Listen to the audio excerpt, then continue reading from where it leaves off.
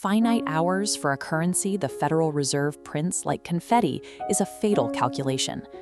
Most people play a linear game. You work 1 hour, you get paid for 1 hour. When you stop moving, the money stops. You operate as a biological vending machine, constrained by a 24-hour limit while the cost of living expands. The elite approach time differently. They build machinery that captures wealth continuously, entirely independent of their physical presence. Wealth gaps are engineered through system design. While the working class provides manual labor, the elite manage automated assets. A salary-based strategy places you in direct competition with a currency designed to devalue. As supply increases, the purchasing power of your time decreases. Cultural conditioning encourages saving for a rainy day. You are told to park your money in a traditional savings account and wait for the interest to compound.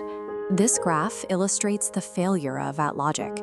A traditional savings account offers a flat 4% return, but that return is swallowed completely by an 8% inflation curve.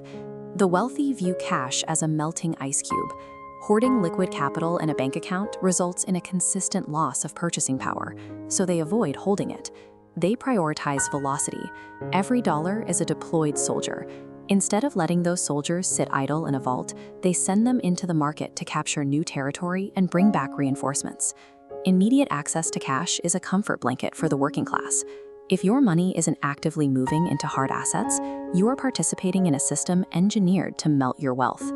The middle class uses debt to buy depreciating liabilities, cars, clothes, and vacations that lose value the moment the transaction clears. The elite use debt to acquire assets. They borrow at low interest to purchase systems that pay off the debt while leaving a permanent profit in their pockets. This illustrates leverage. By extending the lever, a small amount of personal capital lifts a massive block of assets. Notice how data streams from the consumer base directly into the asset block. Everyday expenses like rent become the passive income of the asset-holding class. It is a real-world monopoly strategy. You acquire small, cash-flowing properties until you generate enough capital to trade up for permanent structural ownership. The banking system is designed to make you the target of debt. Unless you weaponize borrowed capital to capture your own assets, your labor will endlessly pay off someone else's leverage. Breaking the linear trap requires owning infrastructure. A higher salary doesn't change the equation.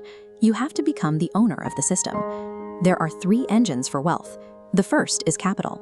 Using existing money to purchase businesses or real estate that function without your presence. The second is code. You can create software that scales globally, processing transactions 24 hours a day without requiring human labor. The third is content. Building a media brand captures attention and earns trust while you are completely off the grid. These 3 machines are permissionless levers. You can deploy them to generate wealth without the approval of a boss or a corporate hierarchy. While employees focus on resumes, system architects build digital real estate. True security is found in scalability. Your final obstacle is psychological. You have to unlearn the conditioning that taught you a traditional job is the only path to safety. Relying on a single employer is fragile.